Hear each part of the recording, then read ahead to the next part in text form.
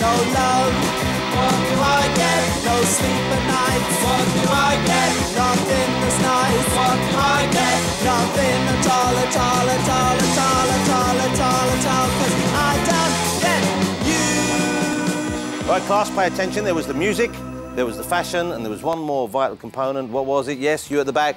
The fanzine, correct. Thank you very much indeed. The fanzine, fan magazine, a magazine made by the fans for the fans. Now I wanna now I wanna So I was really into rock music. I used to get a lot of gigs and all that. I think first with the Ramones. Then I started finding out about the Sex Pistols and that in the UK scene. And at the time, hardly anyone was writing about punk rock. I just had this idea to do a magazine, you know, and I produced like the first UK punk fanzine. I mean, the first issue, it was, I basically typed most of it out on a little children's typewriter I had. I used a felt tip pen for the headings and all that. I think my girlfriend, she helped me out. She had a photocopying work, so the first issues were printed on my girlfriend's photocopier. And then I took the first issue to the record shop that had sort of encouraged me to do it, and they bought the lot. They bought all 50 copies and then gave me some money to do some more, you know. And it was very much in the do-it-yourself, you know, the ideals that punk was supposed to be about. You know, anyone could have a go. I mean, by like issue 4, we were selling like 1,000, 1,500. By the last issue, it was up to 20,000. You know, it was just one of those things. I think I was in the right place at the right time. Wave a flag and shout hooray, Hooray, hooray, hooray, hooray! It's nearly time for Jubilee Day! It's nearly time for Jubilee Day! There's almost something too perfect about the fact that punk occurred just as the nation was about to celebrate the Silver Jubilee. Here you have a movement which is designed to be non-conformist and anti-establishment happening just at the moment when the whole nation decided to celebrate the establishment. It was fantastic, and there were street parties up and down the country. In fact, I was even asked by my parents to DJ at the street party that we had in celebration of Her Royal Highness HOH Elizabeth in Ferndale Road, Leytonstone. It was quite a big deal. You may have heard about it.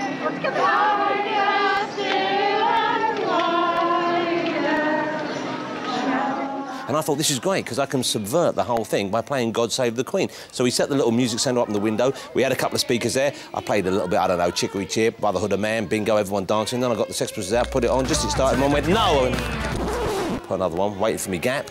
She's not around, put it on, my dad, no! He had a deeper voice, a couple more tracks, little sister, no! Didn't get to play it once. Not once. Great party, though. Nice sausages.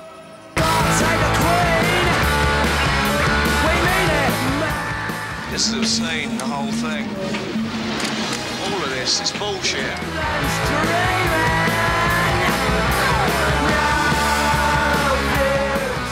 But not everyone was as enamoured as I was. The Pistols were banned from playing just about anywhere. The tabloids worked themselves into the usual frothing frenzy, and the police seemed to turn all the energy they normally spend on giving directions to tourists to harassing harmless punk rockers. I ask you, isn't it marvellous? Who needs a fucking UK? It's a load of fucking shit.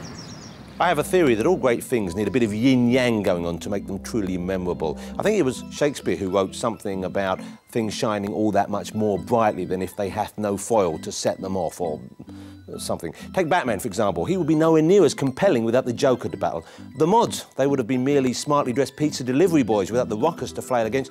And the punks had the Teds to battle in a ritualised yet strangely enjoyable way.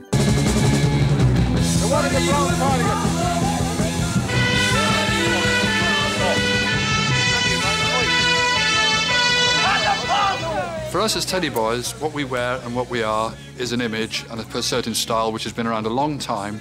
And when the punks came out, started wearing what we thought was our clothes and our style, with ripped-up drapes and fake quiffs or whatever, it was almost as if they were taking the piss out of us.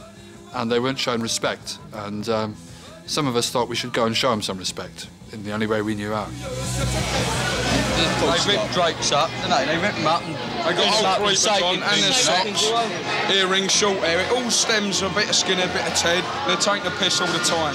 So everyone I see, bus along the road, in the swimming bars, I give them a good eye. Did we encounter any violence? I should cocoa, massive amounts. You know, coming from Wales, it was like Just leaving Merthyr Tydfil was enough. I used to wear a pink rubber bib and brace, if I remember. And then, you know, get into Victoria, inevitably bunch into some teddy boys. I remember we had a big, huge fight once when I was staying at Ilford on Ganshill Tube Station with about 10 of them. We didn't even know what was going on. All of a sudden, these guys just attacked us, and we thought, oh, that's very strange. What have we said to them? Why do you come here? Why? To do them. They do me during the week, I do them at the weekends. You know what I mean? Why do you come down here? Because I hate the Gary, no, come on, you just... No, I'll come down, right, because it's our street. I'm allowed to come up here. Please say we ain't allowed, because the way we dress, we ain't allowed down here. It was a shame, really, but I mean, that always seems to happen with sort of British youth cults. And I mean, there was a lot of sort of good in mod and the skinhead movement, but it always ends up in a punch-up on a beach somewhere, didn't it? You know what I mean? It's like, you know, punk only was only around for 6 months, and then sort of teddy boys started picking on us, and it all became a bit silly. It becomes just like another punch-up. They basically started it by saying they're going to wipe Ted's out. Ted's live in the past. All right, fair enough, the style lives in the past, but Ted's lived for today. The music today, rock and roll still lives and always shall live. Where are they all gone, eh? You never see a Ted anymore, do you? Never see a Ted. Like you don't see a hunchback out there so much, or one-eyed people. You know? You used to see them all over the place. Teddy boys, hunchbacks and people with one eye missing. Now, where are they? They're gone somewhere. Maybe there's an island somewhere. An island full of teddy boys, hunchbacks and one-eyed people. What a fantastic place to take the kids, eh? Don't feed them. You can pet them, but don't feed them. Go on, touch his quiff for luck.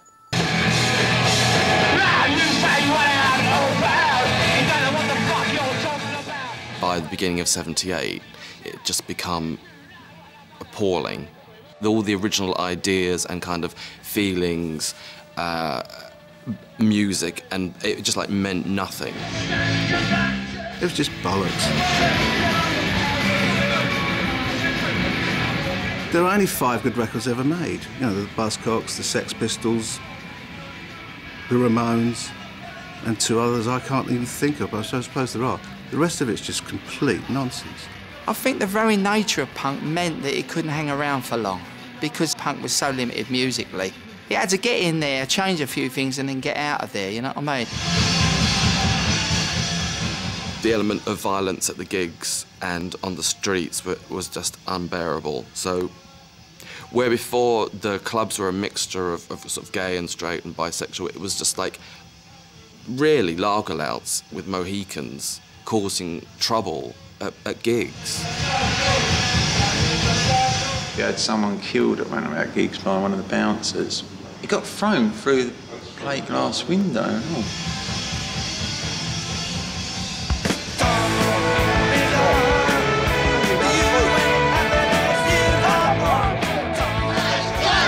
Tonight, we shall be seeing punk rock in action and talking to some of its followers. What makes The Clash so good, though? They're the only band that have stuck to their promise and not gone on top of the pops. One, take one. The Clash. The classic punk era was over so quickly, mainly because it went overground so quickly.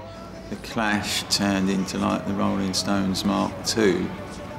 So everything was allowed to regress immediately back to what it had been.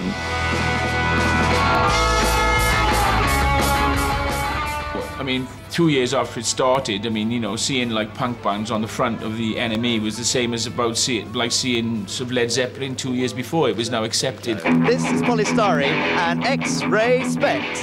You know, I didn't like punk music. I still don't. I mean, who's going to sit down and listen to an X-Ray Specs record now? Charlie, you tell me to go and look at the punk rock scene. When punk ended, you know, when it didn't command things anymore, it became sort of controlled by commercialism. In itself, it killed itself.